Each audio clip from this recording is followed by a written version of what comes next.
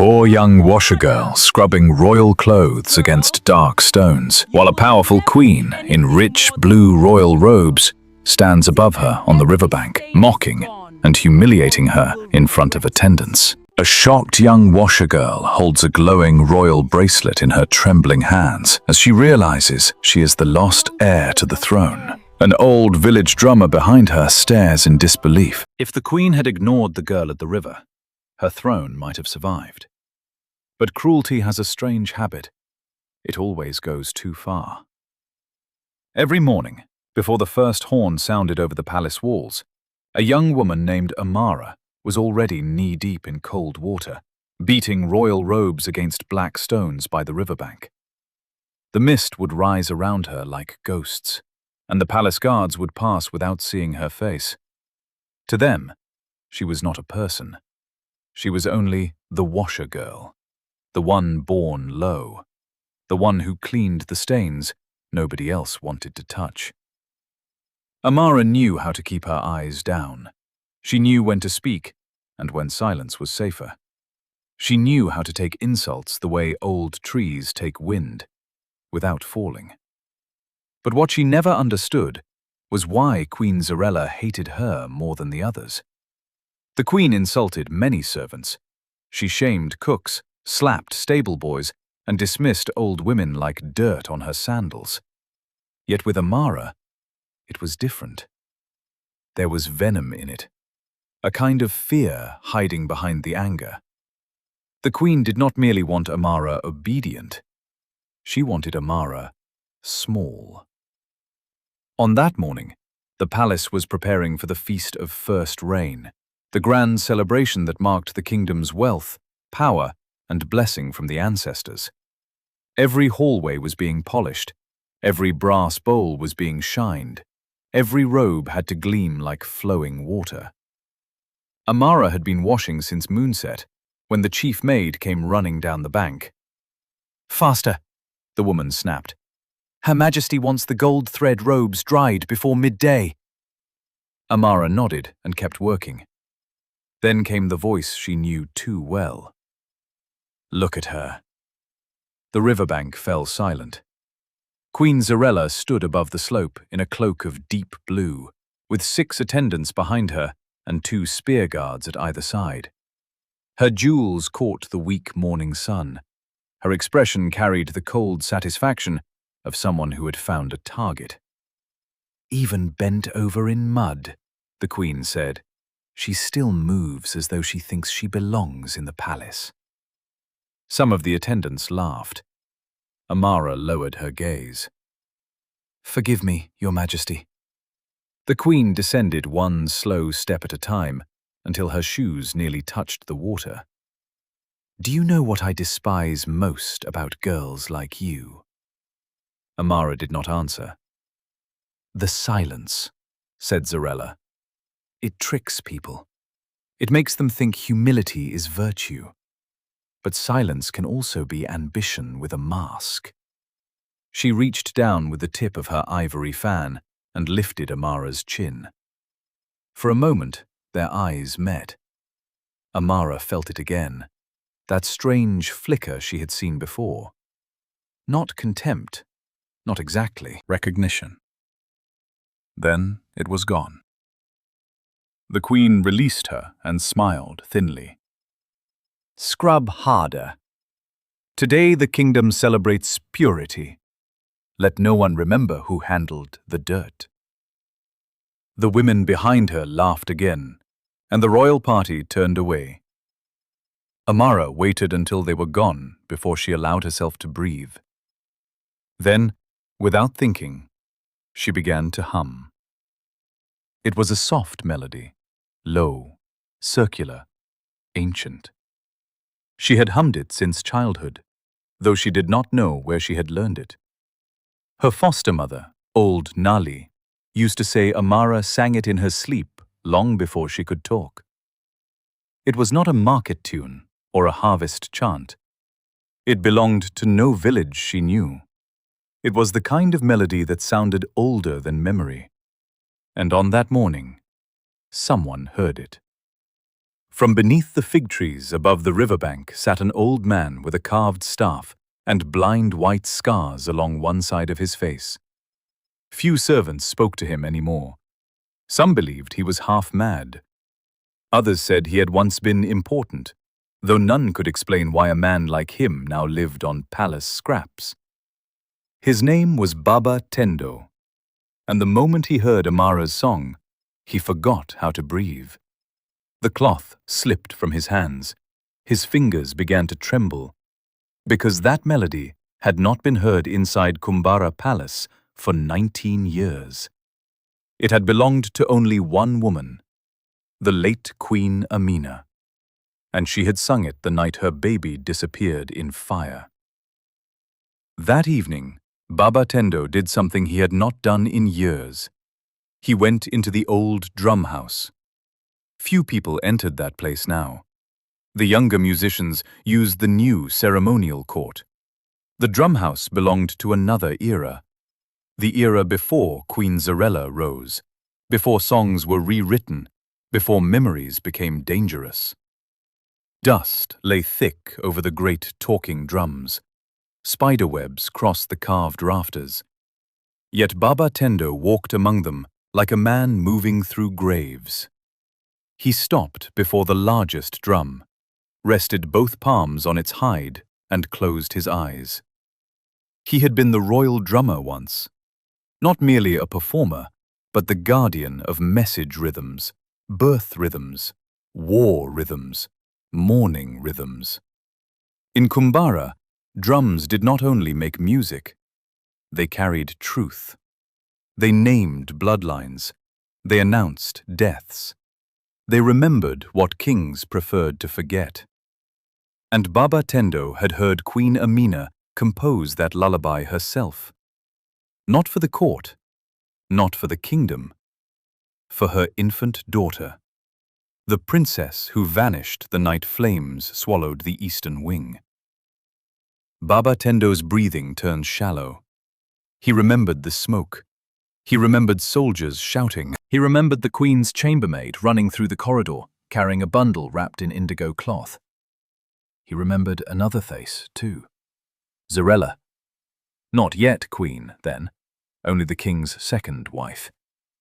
Beautiful, patient, smiling too calmly while the palace burned. For 19 years, Baba Tendo had carried a silence so heavy it had bent his soul. He had told himself there was no proof, told himself an old servant's suspicions could not fight a crowned woman, told himself he was protecting his family, his life, what little remained. But now the dead had sung again through the voice of a washer girl, and silence no longer felt like survival. It felt like sin. The next morning, Baba Tendo returned to the riverbank before dawn. Amara was alone again, rinsing ceremonial cloth in the current. "You sing a forbidden song," he said. She startled and turned. "I did not know anyone was there." "That tune," he said, stepping closer. "Who taught it to you?" Amara looked uneasy. "No one. I have always known it." "No one always knows a royal lullaby." Amara frowned. "Royal?" Baba Tendo studied her face carefully now. The straight line of her nose, the shape of her eyes, the stillness she carried even when insulted. And there, near the base of her throat, barely visible beneath the wet edge of her wrapper, he saw a tiny half-moon birthmark. His knees nearly gave way. Queen Amina's child had been born with that mark. The palace midwives had whispered about it for days, calling it the ancestor's blessing. Amara noticed him staring and stepped back. "You know something," she said. Baba Tendo lowered his voice. "Tell me about your mother." "She died when I was small." "And before her?" "I do not know. Old Nali found me after a fever season in the lower quarter. That is all she ever said." Baba Tendo looked toward the palace walls. "No, That is not all. Amara's voice hardened.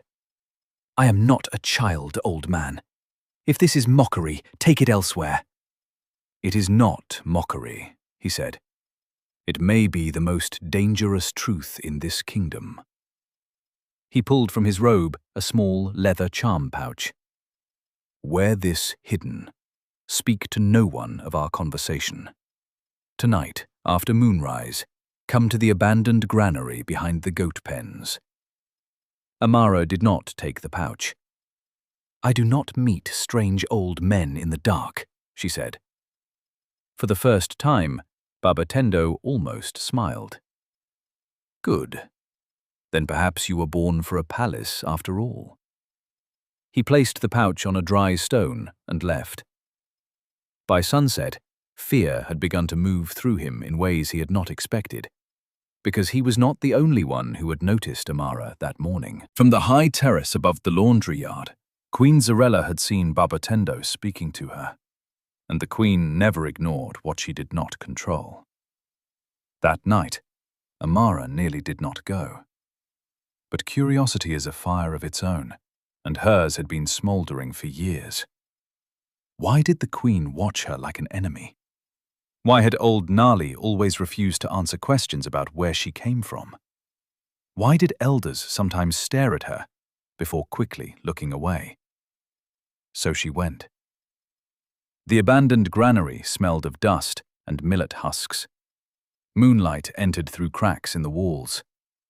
Baba Tendo was waiting with another woman, thin, old, sharp-eyed, wrapped in healer's cloth.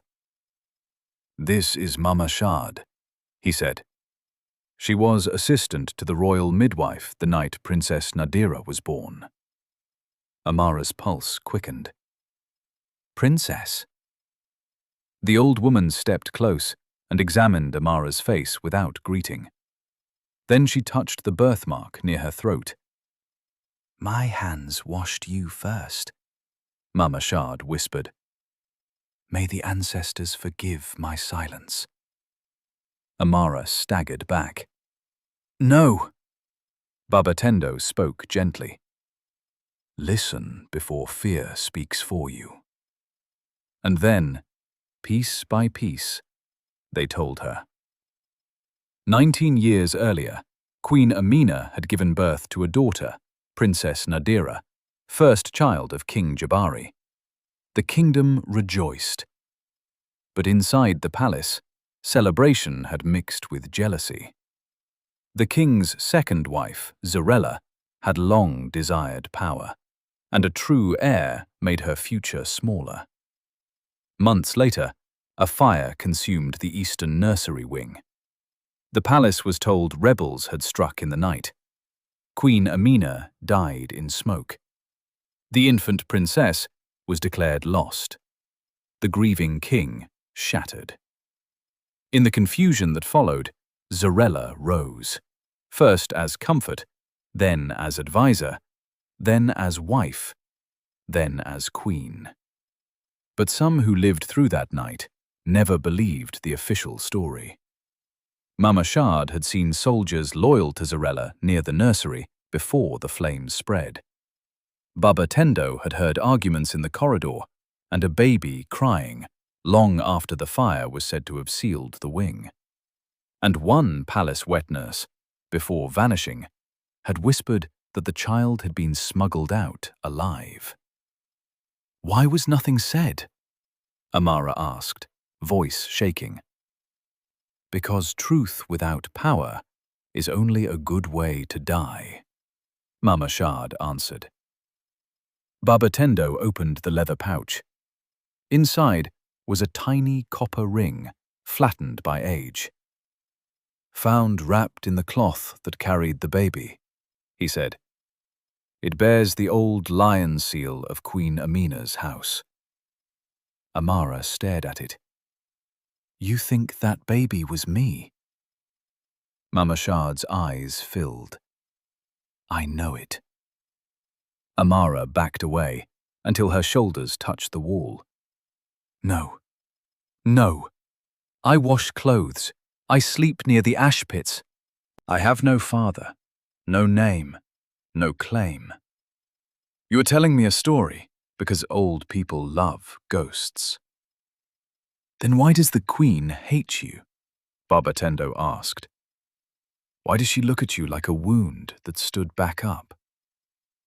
Amara had no answer, and that frightened her most.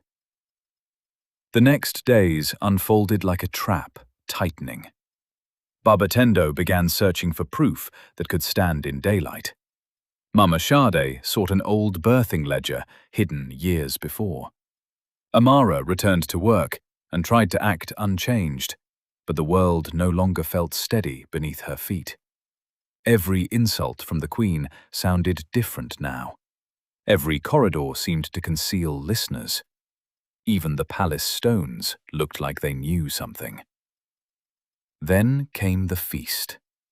The great hall blazed with lamps. Drums thundered. Nobles glittered in embroidered cloth. Queen Zarella sat beside King Jabari, whose once powerful face had grown heavy with years and silence. He was not cruel-looking, only tired, like a man who had lived too long under fog. Amara and the other lower servants moved along the edges with trays and washing bowls. At the height of the feast, Queen Zarella lifted her hand. "Bring the washer girl forward." The hall quieted. Amara's stomach turned to water. She was pushed toward the center floor, kneeling beneath the eyes of lords, wives, guards, and musicians. The queen smiled. "This girl ruined one of my ceremonial wraps with river grit. Since tonight celebrates cleansing, let us see how well she scrubs shame from herself." Laughter scattered through the hall. A basin of dirty water was placed before Amara. "Wash the floor," said the queen, "where all may learn the place of stubborn pride." King Jabari shifted slightly, as if uncomfortable, but said nothing. Amara bent her head and began to scrub. Her hands shook, yet no tears came. Humiliation had long ago burned the tears out of her. Then she heard it. From the musician's platform, one single drumbeat. Baba Tendo. Another beat answered. Then another. Not loud, not enough to stop the feast, but enough to carry a pattern, a message rhythm. Amara looked up. The old man's eyes were fixed on her, and before she could stop herself, her voice rose with the melody she had always known. Soft at first, then clear. The hall froze. Queen Zarella stood so quickly her goblet overturned. King Jabari's face drained of color. Because the song Amara sang was not public, not ceremonial, not known to any court musician alive, except the man who had once heard Queen Amina sing it while holding her infant daughter. "Silence!" the queen shouted. The drums cut off. Amara stared around the room, breathless, confused by the terror on royal faces. Queen Zarella descended from the dais like a storm. "Who taught you that song?" "No one," Amara whispered. The queen struck her. The sound cracked through the hall. Before anyone could react, Baba Tendo stepped from the musician's platform and shouted, "Because she is the child you tried to erase." Gasps broke across the chamber. Queen Zarella turned slowly toward him, and in that instant, every mask fell from her face. "Seize him," she said. Guards rushed forward. Baba Tendo did not resist. "Ask for the birthing ledger," he cried. "Ask Mama Sade of the midwives. Ask why the queen fears a washer girl's voice." The king half rose, shaken, but confusion and age slowed him. The guards dragged Baba Tendo away. Queen Zarella turned to the hall and laughed with terrifying ease. "Behold what grief and old age do to servants left too close to dead stories," she said. "This man has become dangerous in his madness." Her gaze cut toward Amara like a blade. "And this girl has clearly been used in his delusion. Remove them both." That night, everything almost ended. Mama Sade's hut was burned before dawn. The old ledger vanished. Baba Tendo was thrown into the lower cells under charges of treason, and soldiers were sent to find Amara. She escaped only because the kitchen boys, who had once mocked her, chose that night to repay her many small kindnesses. One hid her behind grain sacks, another led guards the wrong way, a third slipped her a cloak and a heel of bread. By sunrise, Amara was outside the city walls, hiding among baobab roots with ash on her face and terror in her chest. In her life, she understood what it meant to be hunted, not for what you had done, but for what you were. She wanted to run, to disappear into another village, another name, another life. But by noon, a girl from the lower quarter found her. It was little Suri, the niece of old Nali. "She told me to give you this before she died," the child said. From beneath her wrapper, she produced a cloth bundle. Amara opened it with trembling fingers. Inside lay a narrow bracelet made of ivory beads and blue stone, broken in one place and tied with old thread. Wrapped around it was a strip of faded indigo fabric embroidered with the lion's seal, and beneath them, a message in old, shaky handwriting. "If they ever come for you, go to the drum house floor. 3rd stone. Your mother left truth where only memory listens." Amara read it twice. Then the world tilted. Old Nali had known. She had known all along. By nightfall, Amara returned to the palace, not through the gates, through the river tunnel, used by washerwomen and old drainage channels. Fear sharpened her. Rage carried her. The drum house stood silent beneath moonlight. She pried at the 3rd stone until her fingers bled. Beneath it lay a wrapped oilskin packet. Inside was a small carved wooden rattle from a baby's cradle, a half-burned letter, and a signet bead bearing the royal seal of Queen Amina. The letter was damaged by heat, but enough remained. "If this reaches the king, know that the child lives. Zarella's men took the nursery. I fled through the ash corridor with the princess. Nali will hide her among the river women. Forgive me for not saving Her Majesty." The rest was blackened away. Amara sank to the floor. At last, denial had nowhere left to stand. She was the lost child, and the throne of Kumbara belonged to a washer girl the queen had spent years forcing into the mud. But proof hidden in shadows was not enough. She needed daylight, witnesses, a moment too public to bury. Then the palace horns sounded for the 2nd day of the Feast of First Rain, and Amara knew exactly where truth had to rise. The central courtyard of Kumbara had one law older than any king.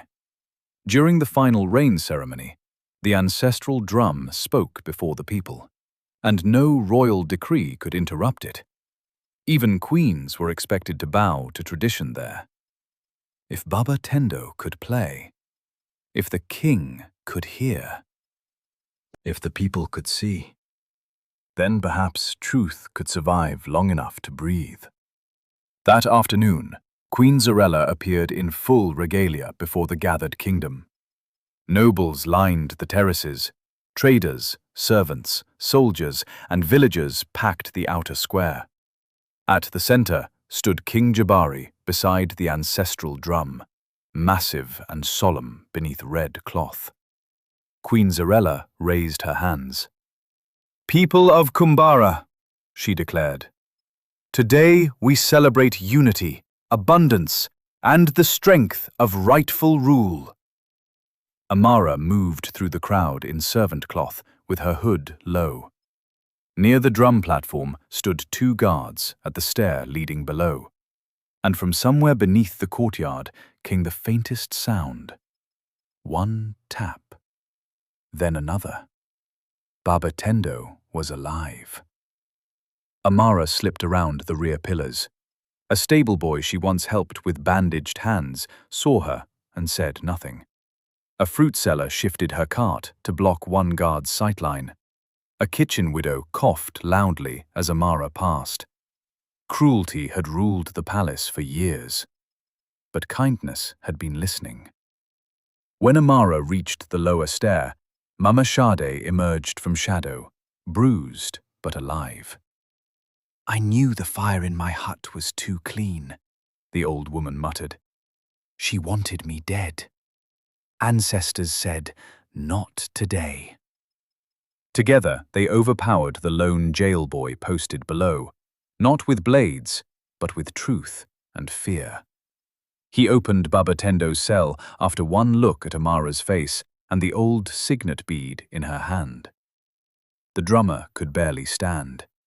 Yet when he saw her, he smiled. "I was praying you had chosen not to run," he whispered. "I almost did." "And?" Amara lifted the bracelet. "A queen cannot spend her life hiding from a lie." Baba Tendo laughed softly. "Now you sound like your mother." Above them, Queen Zarella continued her speech. "The ancestors reward order. They curse confusion. And they bless the bloodline that protects this land." The ancestral drum thundered. Not by royal command, by Baba Tendo's hands. The square exploded in shock. He emerged onto the platform with Amara beside him and Mama Sade behind, carrying the hidden letter and bracelet high for all to see. Queen Zarella went white. King Jabari turned like a man waking from the grave. "No!" the queen shouted. "Stop them!" But the old laws had awakened with the drum. The crowd roared in protest as guards hesitated. To silence the ancestral drum during ceremony was sacrilege. Baba Tendo struck the opening rhythm of the lost lullaby. Once. Twice. Then he stopped. Amara stepped forward. Her body trembled. Not from fear now, but from history moving through her like storm water. And she sang. The same melody she had hummed at the river, the same melody Queen Amina once sang to her infant child.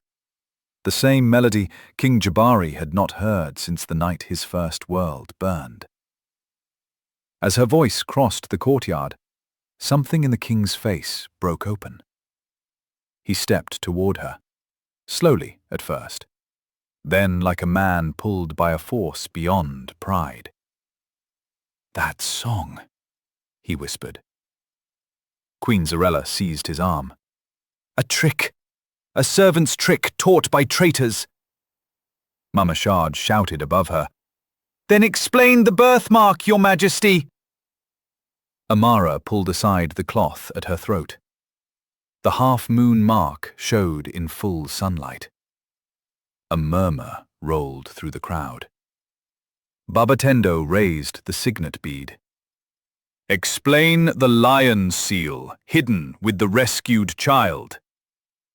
Mama Shard held up the letter. "Explain why a wet nurse named Nali risked death to hide the princess." Queen Zarella's voice sharpened with panic. "Lies! All lies!" Then King Jabari saw the bracelet. His knees nearly buckled. He took it in shaking hands. "I gave this to Amina," he said. "The morning Nadira was born." The square fell silent. For one final, desperate moment, Queen Zarella chose violence over surrender. She snatched a guard's dagger and lunged toward Amara. But before the blade reached her, the same servants Zarella had spent years humiliating moved first. The kitchen widow struck her arm with a brass tray. The stable boy slammed into the guard at her side. Fruit sellers hurled baskets across the stair. And King Jabari himself stepped between the dagger and the girl. The blade cut his sleeve, not his flesh. Guards finally seized the queen. She fought like a trapped animal. "She was supposed to disappear!" Zarella screamed. "That child was ash! Ash and memory!" There it was. Not a full confession, but enough. Enough for the people. Enough for the king. Enough for history. Queen Zarella collapsed as though the throne had already left her body. King Jabari turned toward Amara with tears he did not hide. "Your name," he said hoarsely, "was Nadira Amina Jabari of Kumbara." Amara looked at the father she had never known, then at the cracked skin of her own hands, then at the crowd of servants, workers, vendors, and women by the river whose world had shaped her more than any palace ever had. "My name," she said quietly, "is Amara." The king bowed his head. "Then, Amara," he said, voice breaking, "forgive a father who let shadows rule his house." No one breathed. The washergirl stepped forward, and instead of kneeling, she raised him, not like a servant, like blood. The kingdom erupted. Some wept, some shouted, some fell to the ground in prayer. The drums carried the news beyond the walls before sunset. Market women sang it. Herd boys repeated it. Fishermen beat it onto canoes. By morning, even distant villages knew the throne of Kumbara had been built on a betrayal, and the girl from the river had risen from the washstones into history. Queen Zarella was stripped of title and sent into exile far beyond the salt roads, guarded by those she once treated as invisible. No noble house offered to save her. Fear had served her while she held power. Without it, she had nothing. Baba Tendo was restored as royal elder of the drumhouse. Mama Sade was honored before the whole kingdom. Old Nali, though gone, was remembered as the woman who protected a crown without ever wearing shoes of her own. And Amara? She did not become the kind of royal the palace expected. She refused silk rooms while workers slept hungry. She reopened the lower granaries. She ordered that every servant be named and paid in the court records. She tore down the rule that forbade washerwomen from entering the front market. She restored the old songs Queen Zarella had buried. And once every season, she returned to the riverbank with her own hands and washed one ceremonial cloth beside the women who had never abandoned dignity, even when the palace abandoned them. People asked why. She would smile and answer, "Because a throne that forgets the river will one day drown in it." Years later, old mothers told their daughters the story of Queen Amara of Kumbara, the ruler who once scrubbed floors under mockery, the woman who learned that blood may open a door, but character decides who deserves to walk through it. And whenever the feast of first rain returned, the first song sung before the ancestral drum was no longer a song of conquest.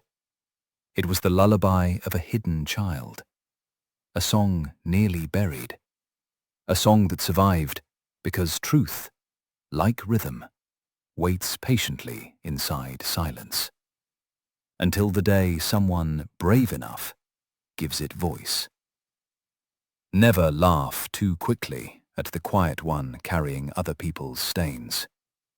Sometimes the person kneeling in the dust is only there because a liar is still borrowing her crown. And sometimes a kingdom is changed not by armies, but by one forgotten song, one old witness, and one girl who finally chose not to bow.